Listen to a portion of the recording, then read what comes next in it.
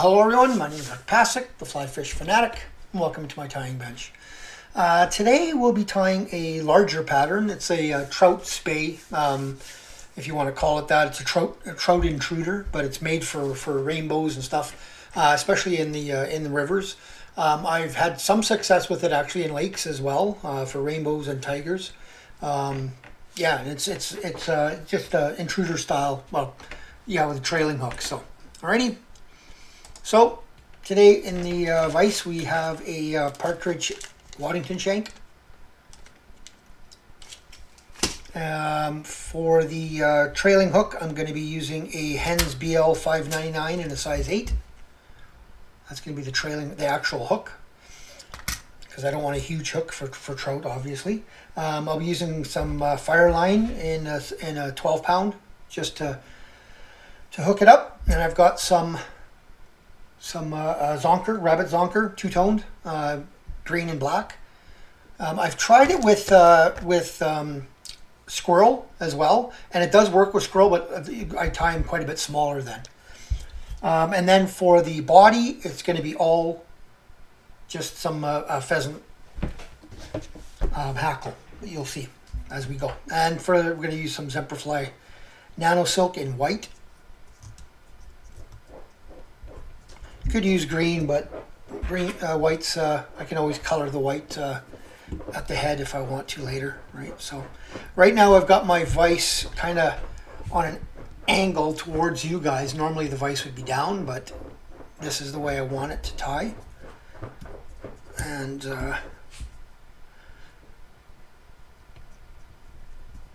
I'm just gonna build up a bit of a thread base. Sorry about the noise in the background. Of course, my dog decides now is the time to scratch. So he's getting his little bed thing ready, so for himself. So now I'm going to take the fire line, doubled it over, put it through the eye,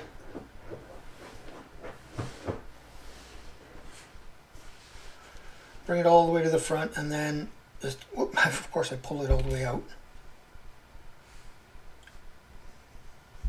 We just do it this way from the folded side, and then just kind of just get that hook in there. So now it'll create, sorry, having a hard time seeing. All you got to do is get that open that up again, and then get the hook to go through that, and then that'll create a little. Wow, am I ever having troubles with this one, seeing it? Sorry guys, this is usually the easiest part. So there we go. So now it's in and around, created my little tie-in. Okay, and then I'm going to take a couple of beads, green glass beads, and just tie these, put these on as well. They're just going to be used as spacers. That's all it is. And they just help that stay spaced the right way, and really it helps the movement as well. So I just get a couple of beads on there.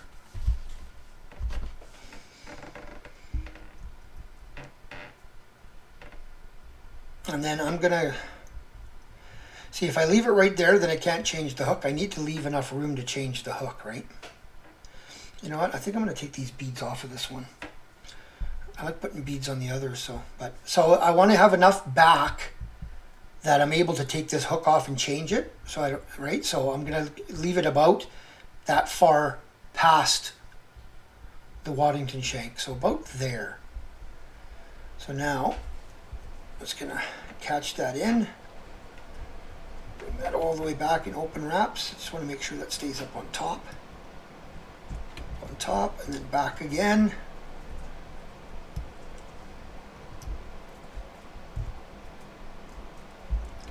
Get that hook out of my finger. Okay, so now I could just double this over, and if I'm doing, for trout normally that's good enough, but for like steelhead and stuff, what I'd do is I'd go through my Waddington eye here, and then tie it in underneath, and I'll just do that just to show you guys how. But yeah, I like doing it that way for larger fish. Right now you've got it on the bottom and the top, and it's gone through the eye. So now you can nip off that that braid.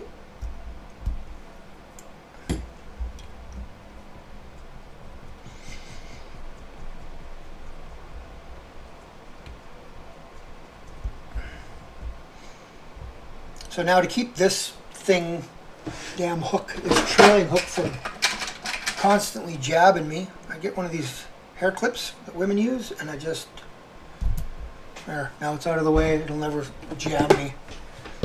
Right, so simple enough. Now I'm going to take my rabbit, and you can see that it naturally lays one way, one direction. You don't want to put it in that way, you want to put it in so it's laying back. I want to have this about the length of where that hook ends, so about there, past, and then I want it to come right to the front, so I'm going to cut it off right about there.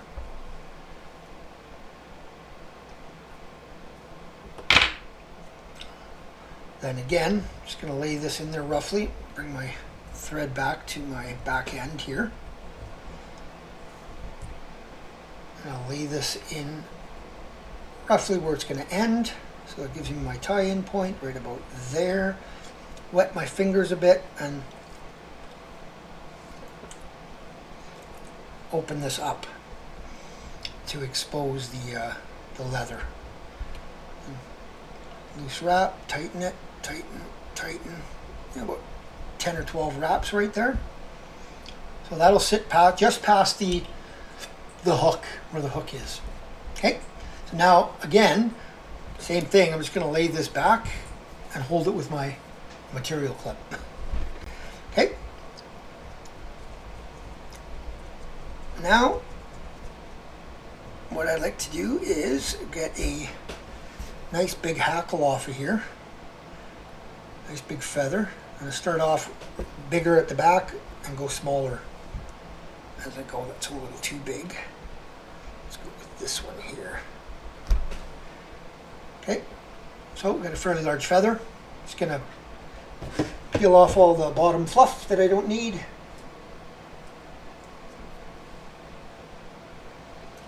Tie it in by the tip.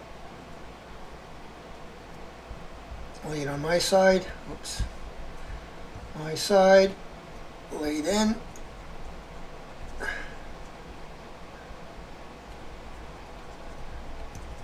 that all down.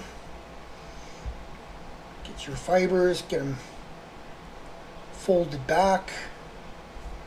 You want these to stay backwards. So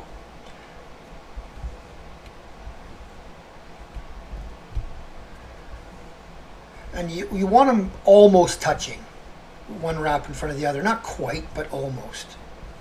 Okay, and go back.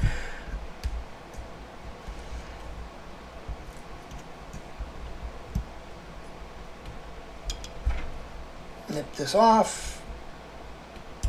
Then I like taking a little bit of Peacock dubbing, Arizona semi-seal Peacock.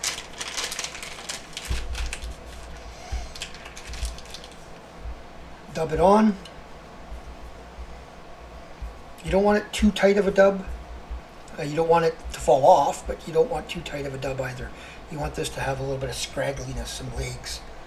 So now I'm just going to go forward about 1/2 inch with it.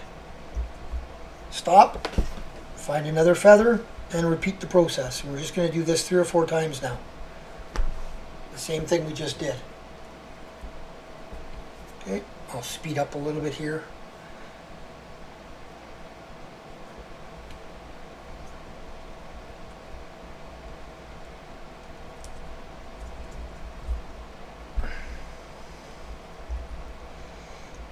I want to stay folded back.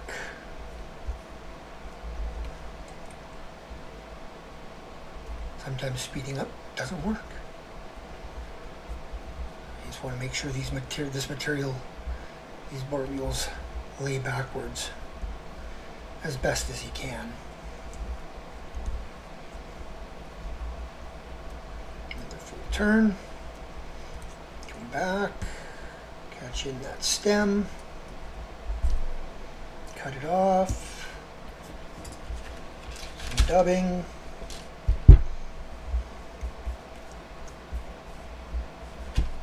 more. And the dubbing, whatever brand, whatever style you like, I just like having something that's a little leggy and a little bit of sparkle in it in between. Okay, another feather.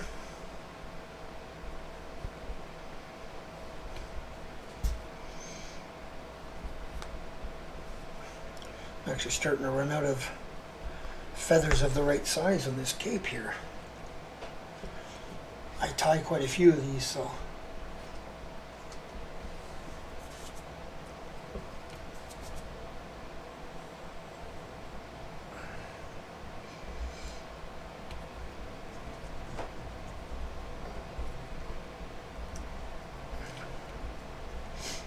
Nip off that excess, make sure that's tied in well.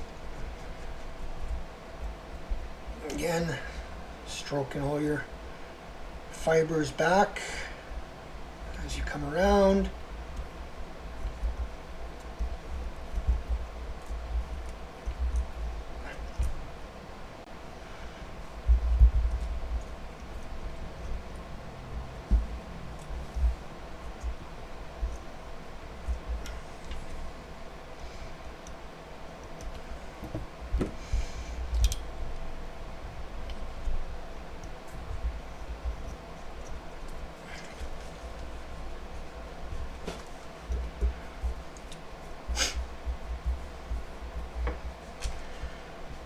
Like I said, this I've caught tigers and rainbows in the lakes with this fly. A little bit smaller than this one, but this is just deadly for rainbows and bull trout in the rivers. This fly, so. I'm just going to give that a little bit more because I only want maybe one more hackle in here. So, okay. One more hackle. You can find a nice one here. There we go. That's a pretty good one.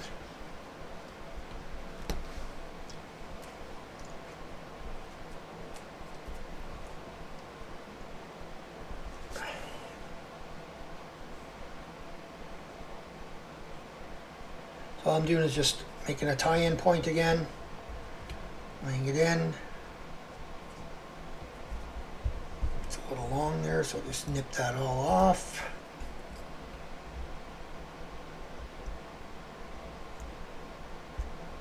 Make sure that's tied in well.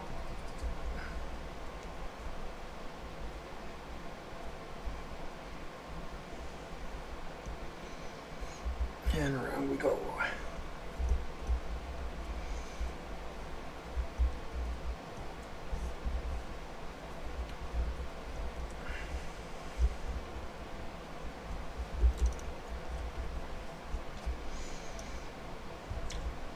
In, let that off, so that material's laid back and that tag end is in there nicely. Now I want this fly to ride this way, so I'm going to put a set of dumbbell eyes on the bottom side so it rides that way. So here I'm just going to put a set of dumbbell eyes. I usually do silver or gold. I ran out of the gold ones of the right size, so just a figure 8.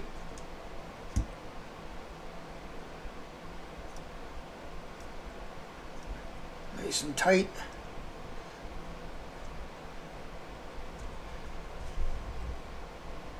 So that's how the fly is going to sit, just like that. Okay. Now I'm going to put one more little batch of dubbing. This is a bit of a longer video, but believe me, it's worth it. This fly, it can be amazing. Okay, now I'm going to let go of the stuff in the back, and I'm going to take my brush, and I'm going to brush these back down. I want them down, at least out of the way for now. Gonna lay this forward. Now see, I've cut it a little bit too long, which is fine. Just gonna stroke some of that back, but I don't want to right at the tie-in point here. I want to actually catch some of the material because I want that to be there in the head, right? So, right, I want that to form part of the head. And there goes the hook in my finger again because I removed this thing. I'm gonna put this back just so that hook doesn't get me. 2-3 turns. Get this separated again just to make sure. A couple more. This is the reason I really like using the NanoSilks here, is because you just crank on it. Okay, then cut off that excess piece of rabbit there. Get rid of it. Now, just make sure that's tied in well. And then, last step, take a bit more of that dubbing. Fairly loose. Figure 8 around the eyes. Whip finish.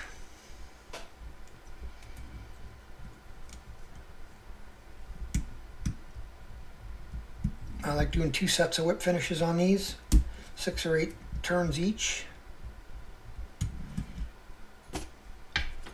Nip that off. Take my brush and just brush out that dubbing just a little bit.